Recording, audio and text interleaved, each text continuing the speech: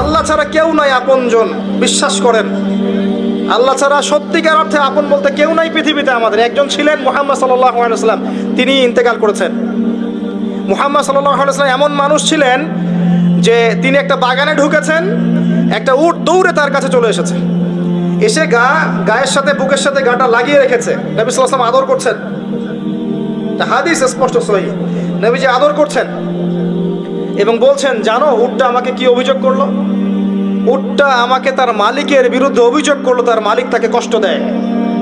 এই উটটা পর্যন্ত, একটা অবলা প্রাণী পর্যন্ত আমাদের নবীকে আপন মনে করছেন, ছুটে চলে আসছেন, আমার কষ্ট হচ্ছে, আমাকে ধরেন। চিন্তা করতে পারেন? সুবহানাল্লাহ। নবী সাল্লাল্লাহু আলাইহি ওয়াসাল্লাম যখন মসজিদ নববী নির্মাণ করেছেন, ওখানে একটা খুঁটি ছিল, এটা অনেকেই জানেন, খুঁটি ছিল। যখন মিম্বর এসেছে, মিম্বর, তখন তিনি মিম্বরে দাঁড়িয়ে বয়ান করা, খুতবা দেওয়া শুরু করেছেন। তখন ওই যে খুঁটি, ওই খুঁটিটা থেকে কান্নার ডকডক আওয়াজ শোনা যেত। ওই জড়বস্তু পর্যন্ত মুহাম্মদ সাল্লাল্লাহু আলাইহি ওয়াসাল্লামকে আপন মনে করতেন। মুসলিমদের যে কোনো সমস্যা তারা মুহাম্মদ সাল্লাল্লাহু আলাইহি ওয়াসাল্লামের কাছে যেতেন, বলতেন, তার সাধ্য মতো সেটা সলভ করে দিতেন। একবার নামাজে দাঁড়িয়েছেন মুহাম্মদ সাল্লাল্লাহু আলাইহি ওয়াসাল্লাম, একামত হয়েছে, একামত হওয়ার পরেও তিনি বাসায় চলে গেছেন। সাহাবীরা জিজ্ঞাসা করলেন, ব্যাপারটা কি? নবীজি বললেন, আমার কাছে কয়েকটা দিনার ছিল, ওগুলো দান সদকা করে দিয়ে তারপর এসেছে। কি বুঝছেন? কিছু মানুষ এসেছে, জীর্ণ শীর্ণ, খাবার নাই, কাপড় নাই, নবীজিকে বলছেন, নবীজি সাল্লাল্লাহু আলাইহি ওয়াসাল্লাম, আমরা এই সমস্যায় আছি।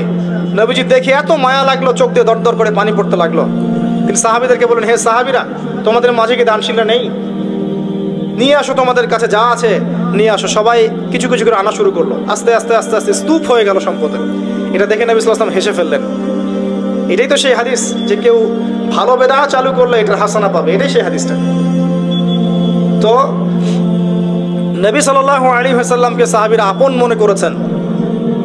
এখন কাকে আপন মনে করবেন আপনি? আমাকে? আমার মধ্যে তো নবীর সুন্নতের 5%ও নাই। আপনাকে দেখে মনে হচ্ছে আমাকে যে আমি অনেক বড় স্কলার, মুফাসসির করে অমুক তমুক। আমি নিজেই তো বুঝতে পারছি যে আমার ভিতরে নবী সাল্লাল্লাহু আলাইহি ওয়াসাল্লামের সুন্নাতের 10%ও নাই। কে আপনাকে নসিহত করবে? কে আপনাকে তাজকিয়া করবে? যারা এমন আল্লাহওয়ালা মানুষ, যারা এমন তাকওয়াওয়ালা মানুষ, নূরওয়ালা মানুষ, এই মানুষগুলোর কাছে গিয়ে পড়ে থাকেন, এই মানুষগুলোর কাছে গিয়ে সহবতে গিয়ে পড়ে থাকেন, খুঁজে নেন এই মানুষগুলোকে, কোথায় আছে খুঁজে নেন। আমি জানি না কোথায় আছে, আমি নিজেও খুঁজছি, আর আমাদের খোঁজার দৃষ্টিভঙ্গিটা খুব সূক্ষ্ম। ওই যে ইমাম বুখারী দেখেছিলেন না, ওই যে ঘোড়াকে খাওয়াচ্ছেন প্রতারণা করে, হাদিস নিলেন না তার কাছ থেকে, আছে না? জানেন না আপনারা? হাদিস সার্চ করতে করতে এক জায়গায় চলে গেছেন, অনেক মাইলের পর মাইল পথ পাড়ি দিয়ে দেখেছেন যার কাছ থেকে হাদিস নিবেন সে ঘোড়াকে ডাকছে, হাতের মধ্যে কিচ্ছু নাই, কিন্তু ঘোড়াকে দেখাচ্ছে, আসো আসো আসো, খেয়ে যাও। এই যে প্রতারণা করেছে ঘোড়ার সাথে, আর হাদিস নিলেন না। তা আমরা এরকম চোখ দিয়ে খুঁজছি আর কি, আল্লাহ যেন মিলিয়ে দেয়।